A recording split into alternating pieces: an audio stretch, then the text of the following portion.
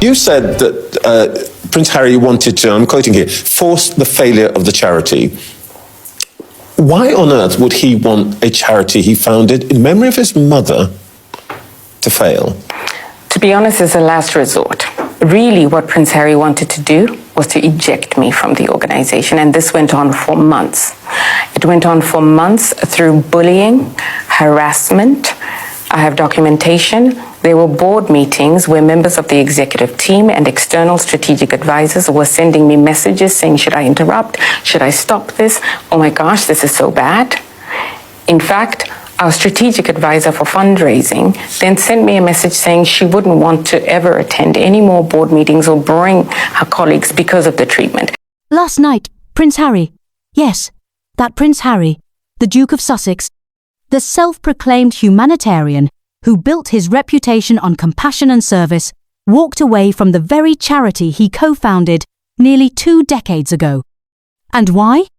Because of a scandal so explosive, so deeply tangled in accusations of racism, bullying, betrayal, and public humiliation that even the Charity Commission was dragged into it.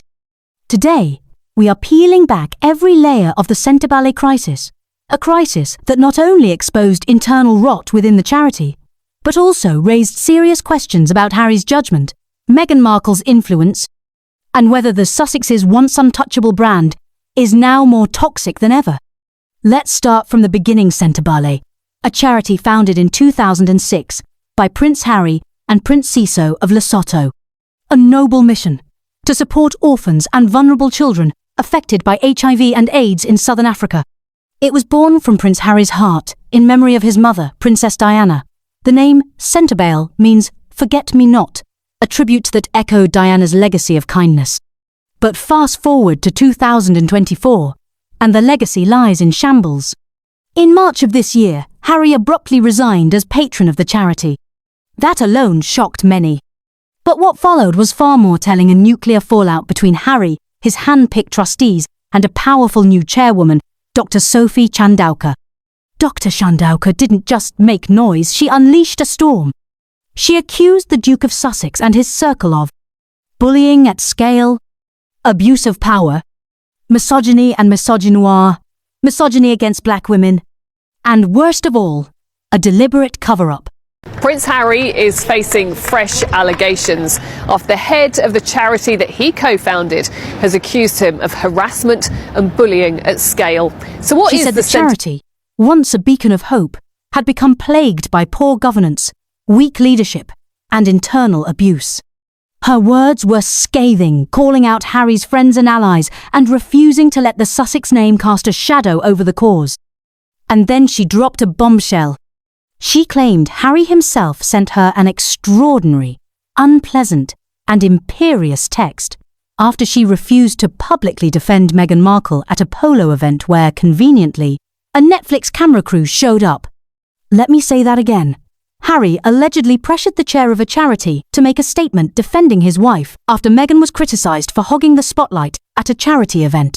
And so the choreography went badly on stage because we had too many people on stage. The international press captured this, and there was a lot of talk about the Duchess and the choreography on stage and whether she should have been there and her treatment of me.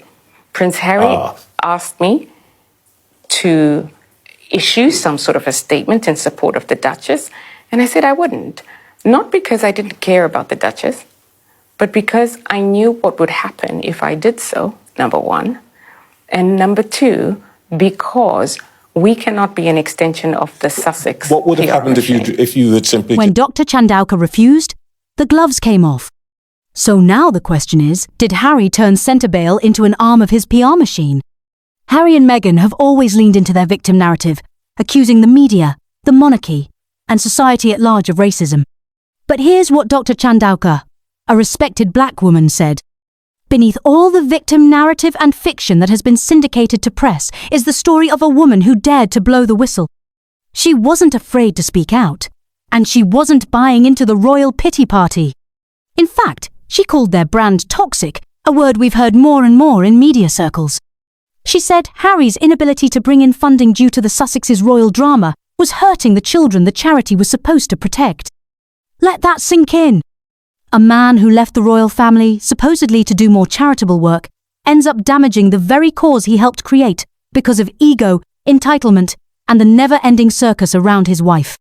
After months of internal warfare and leaked statements, the Charity Commission launched a full investigation. And guess what they found? No evidence of systemic bullying, misogyny, or racism. No clear villain, but a mess of poor governance. They slammed all parties for failing to handle disputes privately. And they made this clear. By letting their dirty laundry air in public through press leaks, interviews, and finger-pointing, they damaged the charity's reputation, eroded public trust, and betrayed the mission. This wasn't a palace tabloid drama. This was a charity for orphaned kids in Lesotho, and they were the real victims of this elite infighting. In the wake of the report, Prince Harry made a final statement. His spokesman said that with Sentebale's original mission in mind, he would now find new ways to support the children of Lesotho and Botswana. Translation: he's done. He's out. No return. No reconciliation. This is no longer the Harry who donned camouflage to visit children's clinics. This is the Harry who lets lawyers and PR statements speak for him. He claimed the report showed no wrongdoing on his part, and then took a swipe at the Charity Commission itself, saying their findings fell troublingly short. That's not accountability. That's deflection. So let's zoom out for a second. This isn't just about one charity, or one chairwoman, or one resignation. This is about a pattern. How many organisations, brands, institutions, or even family members have parted ways with Harry and Meghan in the last few years? Netflix, on the rocks. Spotify, gone. The royal family, frozen out. Now Sentebale, burned to the ground. So, I'll ask you, is Prince Harry still the compassionate leader he once was? Or has he become a symbol of division, entitlement, and misplaced anger? And Meghan, is she empowering black women? Or is her presence casting a shadow so big that even allies like Dr. Chandauka can't survive it? Your thoughts matter. Drop them in the comments. This isn't just a royal scandal, it's a moral reckoning. A charity that was supposed to serve the most vulnerable has been ripped apart by ego and public spectacle. The legacy of Princess Diana deserved better. The children of Lesotho deserved better. And honestly, so did we. So what's next for Prince Harry? Will he find redemption? Or continue down a path of isolation and controversy? Only time will tell. But one thing's for sure. The royal rebel image is wearing thin. And the world is no longer applauding.